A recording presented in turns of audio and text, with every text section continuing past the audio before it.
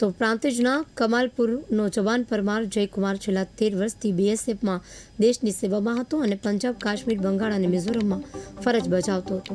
મિઝોરમ ખાતે બીએસએફના મોટામાં મોટા ફોર્સ કમાન્ડોની તૈયારી કરતો હતો અને તે જ દરમિયાન ટ્રેનિંગ દરમિયાન દોડતા ચાલુ ટ્રેનમાં હાર્ટ એટેક આવતા શહીદ થયો હતો.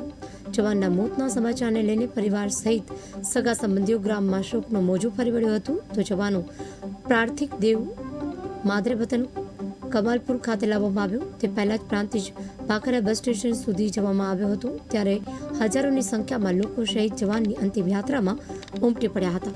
બીએસએફના અધિકારીઓ, જવાનો અને પ્રાંતિજ પોલીસ દ્વારા મૃતક જવાનને સન્માન આપવામાં આવ્યું અને અંતિમ ધામ ખાતે અગ્નિ સંસ્કાર પહેલા બીએસએફના પ્રાંતિજ પોલીસ ટીમ દ્વારા શહીદ જવાનને ગાર્ડ ઓફ ઓનર આપવામાં આવ્યો હતો. શહીદને ભાવપૂર્ણ શ્રદ્ધાંજલિ અર્પિત કરે છે. એમના પરિવારને સાંત્વના આપવા માટે આખું સંગઠન અહીંનું આવેલું છે અને જે જવાને દેશ માટે તમામ ક્ષેત્રો 2013માં એ ભરતી થયેલા છે અને કાશ્મીર, પાકિસ્તાન બોર્ડર હોય, બાંગ્લાદેશ બોર્ડર હોય, તમામ જગ્યાએ એમની ડ્યુટી કરી અને આજે વિશિષ્ટ એક ટ્રેનિંગ માટે હજારીબાગ અમારું જે ટ્રેનિંગ સેન્ટર છે બોર્ડર સિક્યુરિટી ફોર્સનું, ત્યાં તાલીમ લેતા એમનું નિધન થયું છે.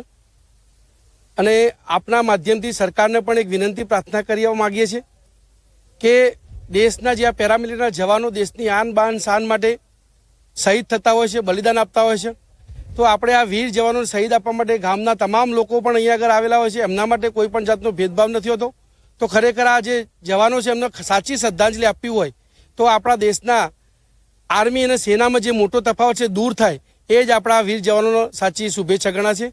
એ હું આજે આ દુઃખના સમયે વીર જવાન જય કુમારને જે ભાવપૂર્ણ શ્રદ્ધાંજલિ સાચી છે એના ઉપલક્ષમાં આજે હું તમામ નાગરિકોને પણ જણાવી રહ્યો છું કે એ ગુજરાત પેરામિલિટરી સંગઠને આજે પેરામિલિટરીના જવાનો જે બોર્ડરની સુરક્ષા, ચાહે પાકિસ્તાનની બોર્ડર હોય કે બાંગ્લાદેશ બોર્ડર હોય, ચીન બોર્ડર હોય, તમામ જગ્યાએ પેરામિલિટરીના જવાનો સદંતર ડ્યુટી કરતા હોય છે. ડ્યુટી દરમિયાન આ શહીદ થતા હોય છે. હું નાગરિકોને વિનંતી કરીશ કે દીપેશ પટેલ પેરામિલિટરી યુટ્યુબના ચેનલના માધ્યમથી સરકાર સુધી આ વાત જવાનોને સાચી શ્રદ્ધાંજલિ